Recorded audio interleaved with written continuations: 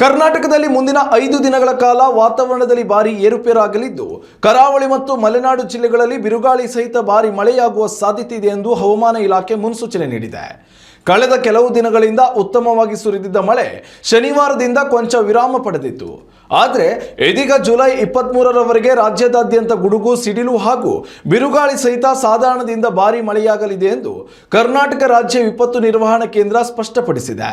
ವಿಶೇಷವಾಗಿ ಕರಾವಳಿ ಜಿಲ್ಲೆಗಳಾದ ದಕ್ಷಿಣ ಕನ್ನಡ, ಉಡುಪಿ ಮತ್ತು ಉತ್ತರ ಕನ್ನಡ ಜಿಲ್ಲೆಗಳಲ್ಲಿ ಭಾರಿ ಮಳೆಯಾಗುವ ಮುನ್ಸೂಚನೆ ಇರುವುದರಿಂದ ಆರೆಂಜ್ ಅಲರ್ಟ್ ಘೋಷಿಸಲಾಗಿದೆ.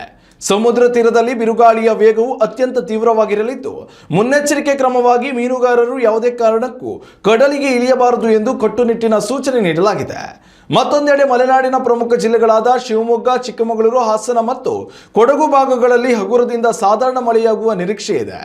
ಧಾರಾಕಾರ ಮಳೆಯ ಮುನ್ನೆಚ್ಚರಿಕೆ ಇರುವುದರಿಂದ ಸಾರ್ವಜನಿಕರು ಮತ್ತು ಪ್ರವಾಸಿಗರು ಜಲಪಾತಗಳು, ನದಿ ತೀರಗಳು ಹಾಗೂ ಕಡಲ ತೀರಗಳಿಗೆ ಭೇಟಿ ನೀಡದಂತೆ ಜಿಲ್ಲಾಡಳಿತಗಳು ಎಚ್ಚರಿಕೆ ನೀಡಿವೆ.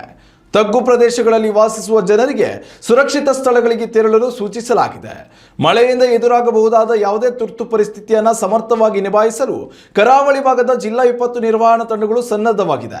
ನೈಜ ಸಮಯದ ಮಳೆಯ ವಿವರಗಳಿಗಾಗಿ ಸಾರ್ವಜನಿಕರು KSNDMC ಅಧಿಕೃತ ವೆಬ್ಸೈಟ್ಗೆ ಭೇಟಿ ನೀಡಬಹುದು ಅಥವಾ ಯಾವುದೇ ಅನಾಹುತಗಳ ಸಂದರ್ಭದಲ್ಲಿ ತುರ್ತು ನೆರವಿಗಾಗಿ ರಾಜ್ಯ ನೈಸರ್ಗಿಕ ವಿಕೋಪ ಉಸ್ತುವಾರಿ ಕೇಂದ್ರದ ಉಚಿತ ಸಹಾಯವಾಣಿ ಸಂಖ್ಯೆ 1077 ಅಥವಾ 0802234066ಗೆ ಕರೆ ಮಾಡಿ ಮಾಹಿತಿ ಪಡೆದುಕೊಳ್ಳಬಹುದು ಎಂದು IMD ಮಾಹಿತಿ ನೀಡಿದೆ. ಉತ್ತಮ ಸಂಸ್ಕಾರಯುತ ಶಿಕ್ಷಣದೊಂದಿಗೆ VSS English medium CBSE school Udupi Muddur.